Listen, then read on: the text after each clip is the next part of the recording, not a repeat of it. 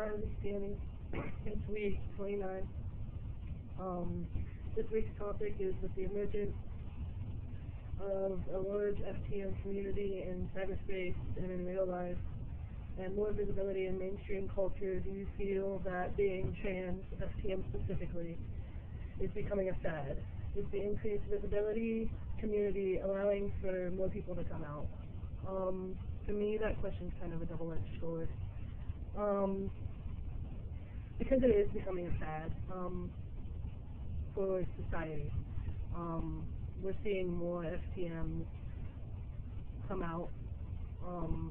A lot of television shows are doing specials on FTM transgender people. And it's making it more of a fad, and it's also making people question who they are more. More butch lesbians feel that they might be transgender, they want to explore it, which is fine because it's a decision that you make for yourself that you feel. But I know for me, I've felt this way my entire life. I've always been male. I was just trapped in the wrong body. Whereas a lot of girls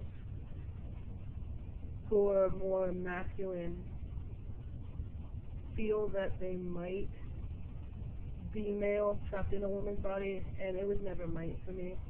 So for me, yeah, that's more of a fad.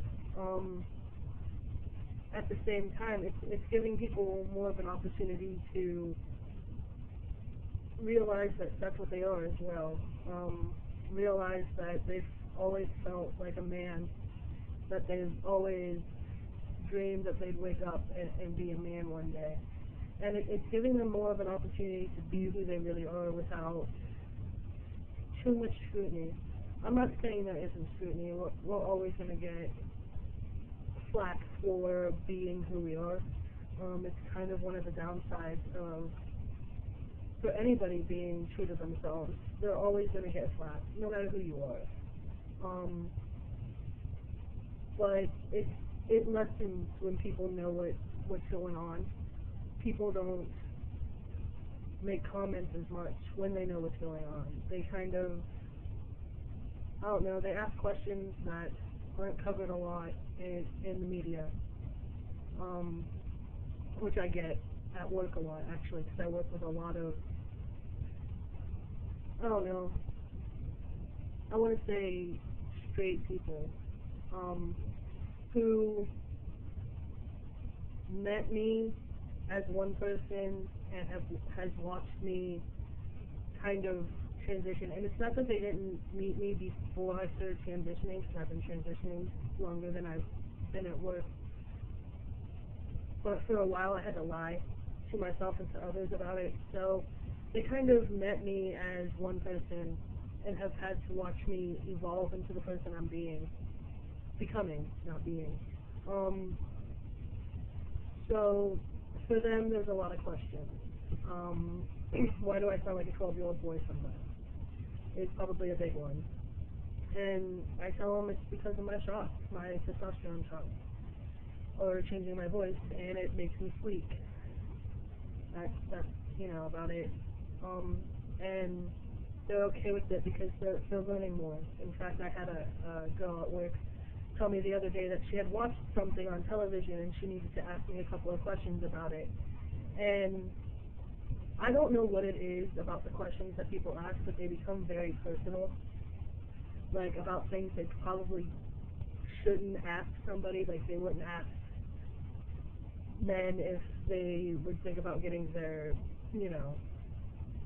penis enlarged or anything, but they'll ask me specifically if I'm going to get a filloplasty, how is it done, this, that, and the other thing, which is fine, but at the same time I work with these people and I have to see them all the time, so it's a little uncomfortable, I'll put it that way, but I'm never shy when it comes to my transition and informing people. But the fact that they see a lot about transgender people and FTMs coming out more mainstream than ever, they have questions because they've seen it on television and they know you can't believe everything you see on television. So they ask somebody who they feel knows more. And I'm not saying that I know everything, because nobody can know everything. Everybody transitions differently, everybody handles themselves differently, but at the same time, they know that I know more than they do because I'm going through it, and I can give them a generalized answer as to their questions. And I think that makes it a little easier for us because people are more accepting. So that's kind of where the double-edged thing comes from, because it's good in one sense. People are getting, realizing that we do exist and we're real people and they can identify. Whereas it's a bad thing because now we're having people second guess who they feel they are. We're having people question who they are. So it's, with everything, there's a good and a bad, there's pros and cons. So do the goods here outweigh the bad? More than likely, yeah, I want to say they do, because people are starting to realize we exist and that we are around and we're real and we're just people, and we could be your neighbor, we could be your friend, we could be your coworker, and they can see us as normal people, excuse me, and not as objects. So being mainstream as we are, it's a good thing. That's about it that I have on this topic. Next week is coming out stories. We're going to tell you, basically we're going to share with you how we came out and stuff like that. And next week is actually a really good learning experience because you get to see how we've all come out, to friends, to family, to whoever. And everybody does it differently, but if you're afraid to come out and you want to, but you don't know how to get started, watch next week because it's going to help you for the most part and give you some ideas as to where to start and go out from there and make your own coming out story. So I'm excited for next week. So until week 30, which is next week, I will see you again. Alright? Bye.